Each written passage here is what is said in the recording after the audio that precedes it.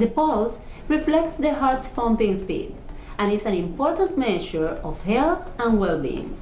Each beat pushes blood through your body, and you can feel the pressure in your neck and in your wrist. Today, we will learn how to check your pulse to look for signs of heart disease.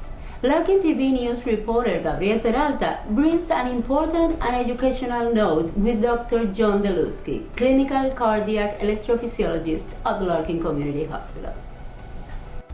Doctor, what is the pulse check program? So that's a very good question.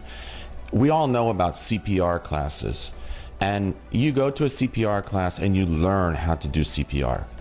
But many people don't go to CPR classes in our community.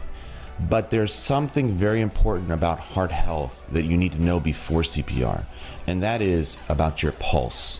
So your pulse is the energy that's transmitted from your heart function to the rest of your body. So we need to know where we can best check our pulse in order to get information that could actually save our lives.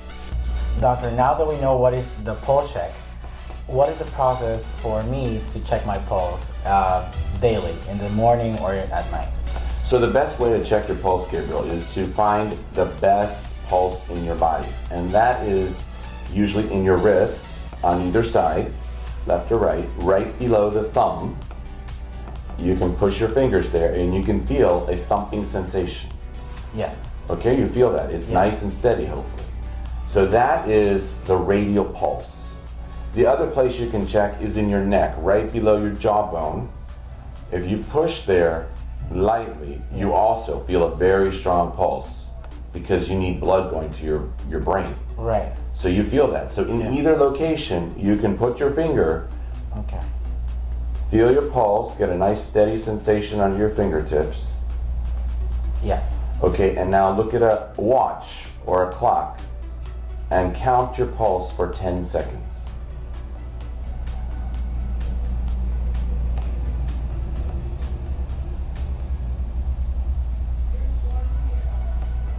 Okay, I have 11. Okay, great. So you take that number and you multiply it by 6. Which is gonna be 66. 66. So your pulse is 66 beats per minute, which is normal. The normal pulse is 60 to 100. Okay, so you have a normal pulse. So that number is good. But then you gotta look at, is it steady? Okay, and this is very important. How can we know if it's steady or not? So most people have rhythm, okay? They know what rhythm is, a steady rhythm. You know, you're going beat, beat, beat, beat. Okay, if it's going that, that's not steady. Right. Okay, so you want a regular, steady beat. If you don't feel that and you feel your pulse jumping around, you need to go to your doctor. Doctor, what are the recommendations you give to all the people that is watching this video? So it's very important that you use this as a first step to your heart health. You get informed about heart conditions and see if they relate to your life or to your family members or your loved ones, and then take action. Go to your family practitioner, go to your internist. If you know a specialist, a pulmonologist, a cardiologist, and you have someone in your family or you yourself have symptoms, you need to start there, get a good history and physical from your primary care physician, and have them determine what the next best step is. But education is key, and you should always keep yourself educated through videos like this and listening to other videos, TV stations, radio stations about topics that may affect your life long term.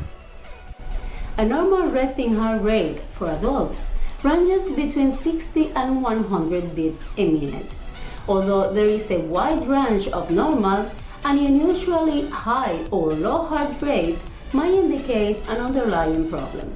Consult your doctor if your resting heart rate is consistently above 100 beats a minute, or if you are not a trained athlete and your resting heart rate is below 60 beats a minute, especially if you have other signs or symptoms such as fainting, dizziness, or shortness of breath.